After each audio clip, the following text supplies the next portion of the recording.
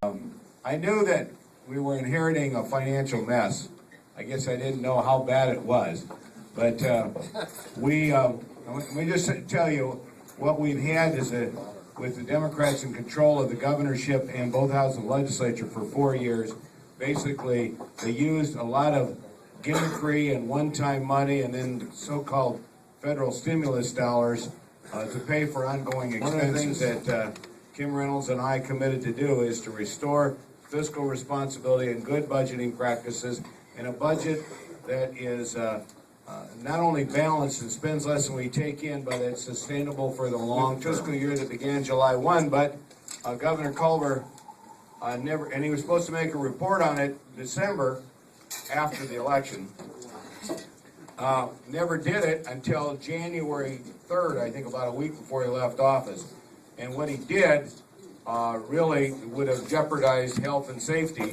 And so we had to basically backfill $40 million of that to prevent people from being released from the mental health institutes and the prisons. Funded entitlement programs like indigent defense, where lawyers are appointed to defend people in criminal that don't have the financial wherewithal to defend themselves in criminal cases. The estimate of the cost of that is $40 million. They only appropriated $20 million, which just pushed it into the next year. So you may recall back earlier in the session, we had quite a fight over where that money was going to come from and how to do that. When the Democrats said, oh, we had this big surplus, all of that money is committed to correct all these financial mismanagement and use of one-time money for ongoing expenses. Culver did was, after losing the election, the collective bargaining process starts in November, and the unions made their first demand about a week after the election, and without any negotiations, he just accepted it. And that happened to be a 15% increase over 2 years for people that are not at the top of their pay range, and it still leaves 84% of state employees paying nothing towards their health insurance. The mess that we inherited.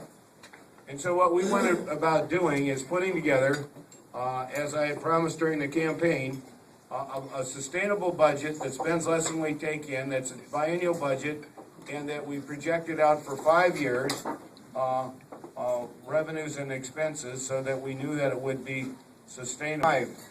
But next year it's likely to go to 52.5, and then the year after 56.5, and then 60.5, and then 64.5, and then 68.5.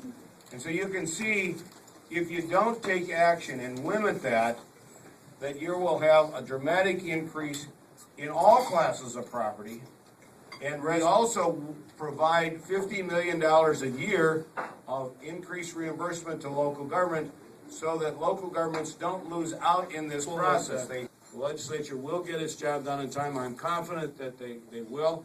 If they don't, and the Democrats want to make a big thing about this closing down state government. The governor has extraordinary powers in times of emergency. With that, I just want to say thanks, and I'll be glad to respond to questions.